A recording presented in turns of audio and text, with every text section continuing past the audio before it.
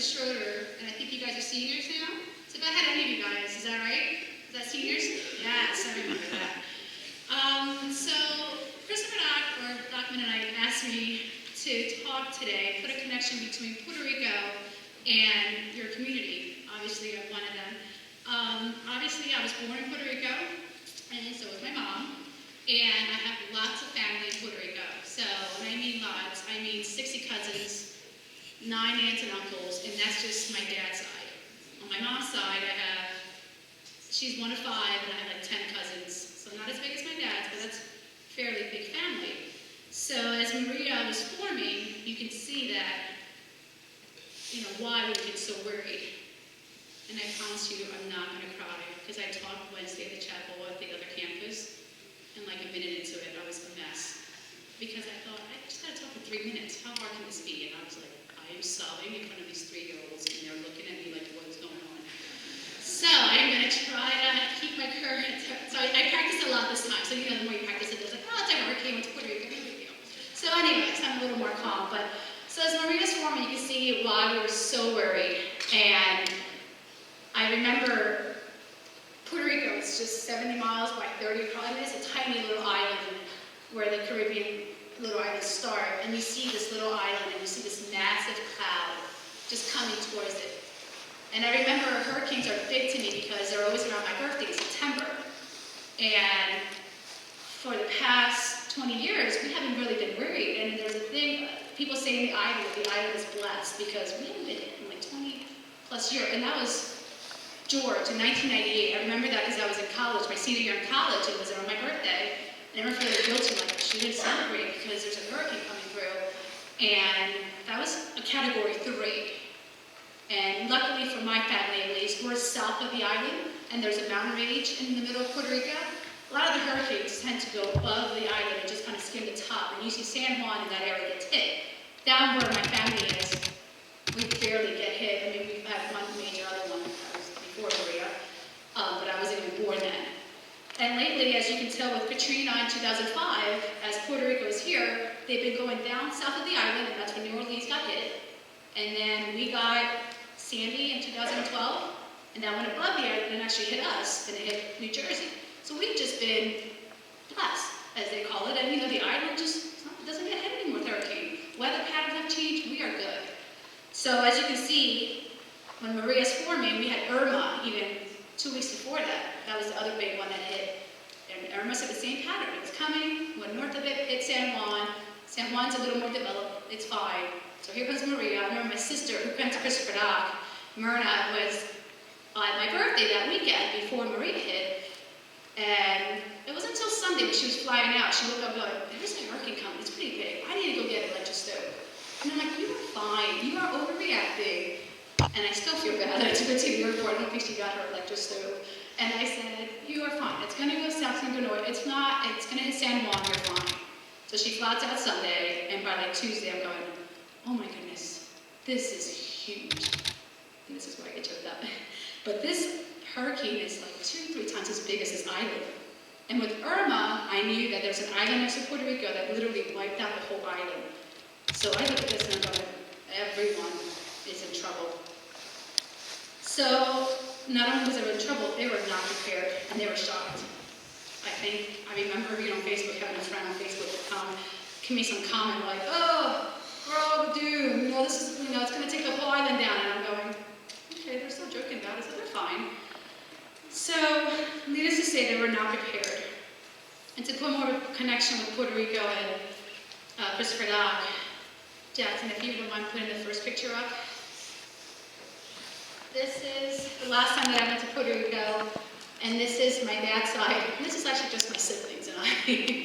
So my sister Myrna, she's in the middle, and actually 4 of us in this picture went to Christopher Doc. My brother, Mickey's on the right, me, my husband with the hat, and my sister is the middle one in the blonde. So that's 4 Christopher Doc alumni there. If you go to the next picture, that is just my mom's side and my siblings. And once again, there's the 4 of us. So on September 20th, Maria hits the island, and this is who I'm worried about. I wake up, and there is no cell phone service. They woke up to no electricity and flooding.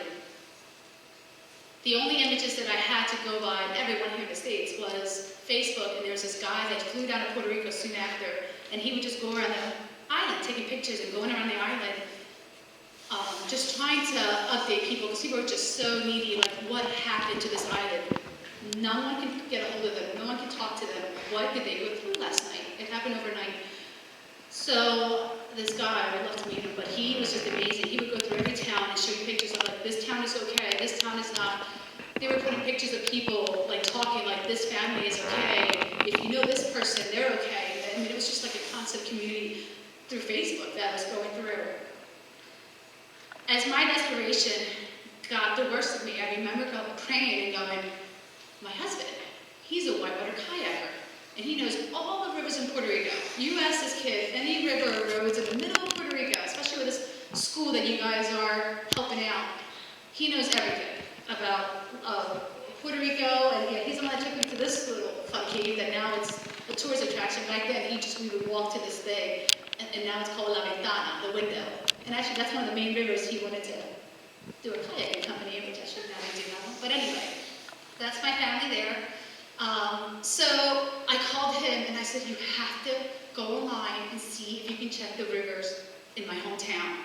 Can the internet still be up and tell me if they're flooding or not? And there's also a big dam in my hometown that's right behind my dad's development. So he goes, fine, I'll do it. So he calls me back and says, listen, the dam is fine. You can see where they released it. The level tells you that they released the dam the night before or the day before. He goes, it went back down. And it went back up again, but only to the level that they released. But that, you know it's fine because it's to the same level. I said, fine, the dam's fine. How about the rivers? So check the rivers, it's fine. But then when I hit reality is when he tells me, but you know that one river up in the mountains that I kayak, usually is at 1,000 CFS, cubic feet per square feet, if that's right. And he says, it went from 1,000 to 130,000. He says, Mysel, that's like the Susquehanna River running through those towns. And my heart just dropped with these people, and I was like, oh my goodness, what do you mean? Like that little river just rushing through, it just got so high, it's just going through these towns. So, if you go to the next picture, needless to say, it did. It wiped down the island. It took a lot of vegetation, which is what we're known for, it's tropical rainforest. This is a before and after picture. It was, Maria will be remembered forever. If you go to the next picture, we have a national rainforest. This is what it normally would look like. It's beautiful. You go up there, you hike around. It's gorgeous. In the next picture, it just looked like a forest fire went through it. I do want to thank you all. This is supposed to be a fun night. My mom will be cooking, and she makes really good Spanish rice and beans. I'm supposed to be doing salsa dancing, so if you want to come and really make fun of me, you can come and do that with me. And I hear the dodgeball game is going to be amazing. There's a team of moms, like Kara Sauer back there, Kara, their son, I should say, and we're getting teams of moms together. Like, it's going to be a fun night to come raise money for Puerto Rico. So, and Mrs. Berger, I think you're on a team as well. So if you want to come out, come have fun, do a little Spanish dancing, eat some food, and come help us raise money for this amazing school that you're helping out. Thank you.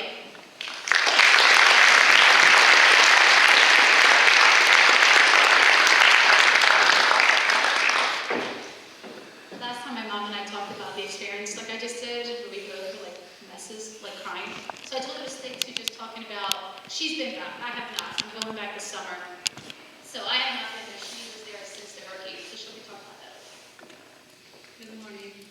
My name is Myrna, and I have 3 kids who came to Crucita Berrios. I'm really glad that they came here, and that was a blessing.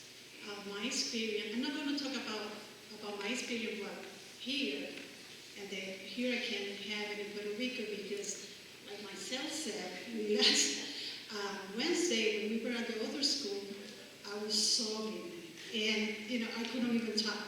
I'm going to talk to you about what happened when I went back. I have been there twice. The first time that I went around to the countryside. Because if you go just to the towns, bigger towns, like San Juan, happen. However, if you go to the countryside, it's a disaster. You see, trees, all the trees, not all the trees, but many trees on the floor, houses without roof, and people living in those houses. Many, according to the government, they have received a lot of aid. However, not many people have get the aid to have a roof right now. Many people without water, electricity. People have been communicated because a bridge communicated with the main town and bridge are gone. In my personal experience, driving from San Juan to my hometown, Ponce, it was the worst thing that happened to me. There's no traffic lights. And you get to a corner and you have to see all the car coming to that corner and you have to, see how you're gonna go through. That's one of my, bad experience there. Also, there's not many stop signs that are gone. The supermarket, when I went, I've been a couple of months, they don't have everything that are needed. Because remember, this is an island. Everything comes from other places. And there's a lot of people in need. Where the academy is one of the places that hit pretty bad because the hurricane, let's see, this is the Puerto Rico map, right? And then the hurricane came this side, between the town of Humacao and Guayana. I think you were from that town, right? Close. And it went through the whole island. It was so big that it wasn't, all the town got hit. One worse than others, but all the town were hit. And my experience is that if we can help the school to have a roof to continue, or just come on Tuesday, right? Tuesday I will be cooking, and I think that might, make a good rice. We can enjoy it. And I will, invite people that we can raise the money to help the school. Thank you.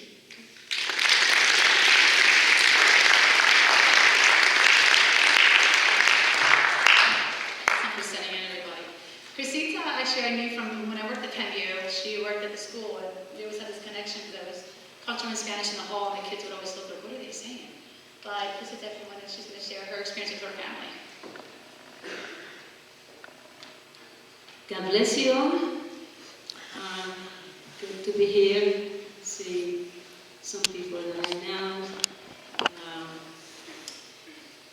Well, there have been a lot of storm in Puerto Rico, but nothing like Hurricane Maria, Category 5, leaving family in so much need.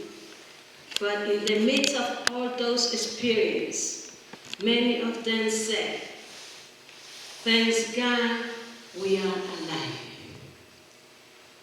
I remember going to Puerto Rico 2 weeks after the hurricane, looking at their faces.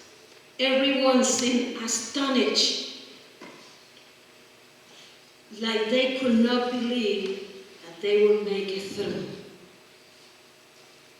It was a very, very sad situation.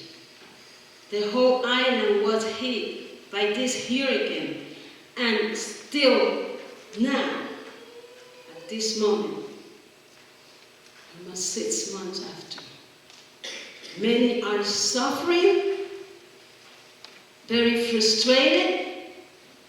Homes and schools needed to be restored. Many roads are damaged, very hard to go around. Health problems, depression, still some places waiting for electricity, holding on to hope. Sad to see the children that don't understand why they don't have light after more than 5 months has passed. Still, a lot of work to do. Yes, so many families have to cope for living. I pray to Father God to bless the people who are responding. That Mennonite academic is bringing hope by helping to build, as they said, our brothers and sisters school in Puerto Rico. Thanks you, God, and our Heavenly Father may bless you.